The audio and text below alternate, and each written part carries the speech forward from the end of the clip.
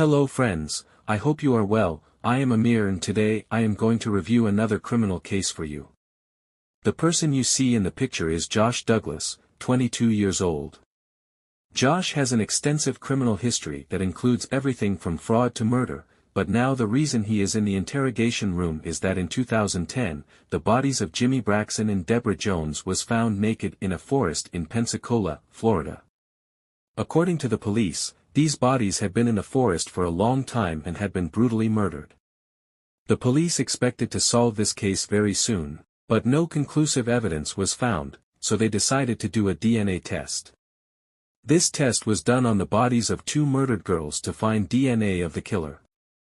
Jimmy Braxton's body was bound with duct tape, so when the duct tape was examined and tested, the police were able to find DNA from someone named Josh. Josh Douglas faced a new claim after his arrest in the interrogation room, however, he still kept his silence. Josh claimed that he did not know these two girls at all and had no relationship with them, but the police investigation showed that Josh not only he knew these two girls, but his house was located near the place where Jamie's body was found. These investigations were used as evidence to prove or disprove Josh's claims. The police's argument was that despite his extensive criminal history, Josh had used detailed planning for these murders. This case had quickly become one of the most important and interesting criminal cases of the last decade, and the effort to find the answers to the relevant questions continued. And can the police force Josh to confess or not? Before we go to the next video, please subscribe to the channel and set the bell to all so that you will be notified of my new video as soon as it is released. Everything you're saying is just screaming deception. Everything you're saying right now tells me that you are trying to wiggle, squirm. Girls across the street from your house, okay, in the woods. We've got you probably being one of the last people to see Jamie. And then also we've got you where you have picked up prostitutes in the past, is that correct? Yes, sir. You understand what I'm saying? Yes, sir. Yes, I got caught a while back when I kind of relapsed on drugs and picked up somebody. And we're in here hoping, him and I, hoping that you come here and talk to us. If something bad did happen, Josh, talk to us. We'll work through it, okay? We can't promise you anything. You're not going to get neither one of us to do that. But what we're telling you is we'll talk to you like grown men, and we'll work through everything. We'll work through it the best we can. Yes, sir. All right? And hopefully you come in here and you do the right thing and you talk to us and tell us what's going on. Because as you know, when we get you and we're talking to you, we already know a lot. Yeah, I know that. I understand. My stepdad used to do this. Your stepdad did? Who's your stepdad? Rusty Beyonce. Yeah, he did. So you know what I'm saying? You know, we're not in here slamming you. Not in here, you see that. We're not in here screaming and yelling at you. Yes, I understand. But I'd be lying to you if I didn't tell you we wouldn't like you to talk to us like a grown adult and tell us what's going on. I understand that. I mean, I'd be lying if I'd said otherwise. Hopefully, you talk to us and let's work through this thing and get this thing taken care of. All right? I mean, we're in here now. Should be a huge weight lift off your shoulders, man. You know, take a deep breath and let's get here and talk and let's do the right thing. That's what I'm trying to do. I mean, I don't... Because we're not in here for no reason. I understand that. Josh, we didn't just single you out. I understand. You know what I mean? We wouldn't have come got you just to single you out and to hurt you and say, hey, let's go get Josh because he picked up a prostitute before. That's definitely not how this works. Neither him and I would never do anything like that. what we're telling you is we think something bad has happened, or we know it has. We think that you're possibly involved, and we're hoping you'll come in here and talk to us. No, sir. I mean, I can't. There's no way I could hurt somebody like that. I mean, I've had a girlfriend before that me and her had arguments, that sort of thing. I mean, she's broke my nose, gave me a fat lip. I mean, I never did nothing about it. I mean, working at Seville as a bouncer, I had to learn if a girl put her hands on her, there ain't nothing I can do about it. So, I mean, I couldn't hurt somebody like that. I mean, couldn't even stand getting in fights myself. The detective asks questions about his sexual relationship with Jimmy because a series of incidents may have happened in one of their encounters, because as we said in the first video, adhesive tape was used to tie Jimmy. Why do you think? Was it rough? No. Okay. Everything consensual? Yeah. Okay. Use any props? No. Just you and her? Yeah. Okay. Do you use protection? No, sir. I mean, like I said, I've been drinking that night, wasn't really thinking. Just one thing led to another, and that's what happened. Whose birthday was it? It was my friend Jennifer, or my friend Nick, and his girlfriend Jennifer. It was both their birthdays? Well, they're not at the same time. They're not maybe a week apart, but they just had a party together. Okay. So the party was for them? Yeah. You said this sex was consensual? Yes, sir. Okay. And you don't recognize this girl? No, sir. And when you saw that picture of Jamie on the television, did you think that you should contact us? I mean, you had sex with her? I honestly thought about it, but I mean, I was just that shocked. Kind of made me sick to my stomach. I mean, just thinking about it again, I'm kind of getting a little nauseated myself. But I mean, it was just something I didn't know how to cope with. If we were to say that we know you had sex with her, and we know you did more than have sex with her, what would you say? I don't know what else I did with her than just sex. You remember using duct tape? No. I know there's duct tape missing on my truck, but I ain't never used no duct tape. Really? Missing out of your truck? What would make you think that there's duct tape missing out of your truck? Because I always use it. I always use it when I go out working on a farm, working around the house. I always have it either in my truck, or it's in my room, or it's in my garage on top of our toolbox. Do you have any right now? No, sir. How do you know it's missing? Because I went to go use it a couple of days ago and it wasn't in my truck. And I just figured maybe my friend Nick had gotten it when he came over the other day to get his rifle out of my truck. Okay. What if we said that the tape that's on Jamie has your DNA on it?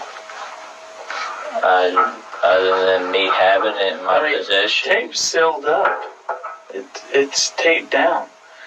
I mean, you can't crawl between the adhesive. Well, I know that. Okay. So if your DNA is on that tape, how did it get there? I don't honestly know. I really don't. I think you do. I swear to God, I don't. I mean, it's all over you, man. I mean, we do this all day. I know that. I mean, we can tell you when to come to us and do the right thing. It's all over you, Josh. I really don't know. I mean, I was freaking out. I figured I was here for something like you fell on probation. You knew. You knew exactly what it was. I swear I didn't.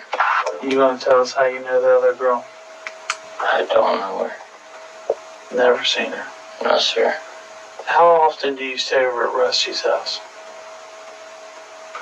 Never. We, back when I was in ninth, 8th grade over summer, just ended up moving out. Me and him, we had one time we got into a big argument, that sort of thing. Got to the point where we just didn't get along for a little bit. Like, we get along, then we didn't get along. Then we just got to the point, finally we're back to normal, but I moved out, lived with my dad. How often you go to your sister's? Never. Like, I can't tell you the last time I was ever over there. You don't talk to her? I talk to her. She comes to our house, like, every now and then, like, on Mondays, like, she'll eat, sometimes she'll stay and eat dinner, and she picks up her daughter, or she gets off work. I don't know. I mean, all I know is I don't have any in my truck anymore. And nobody's been in your truck for a month, right? No, I have people that ride in my truck, but I mean, Would they stuff take falls. your duct tape with you driving? I mean, because you said nobody else drove it.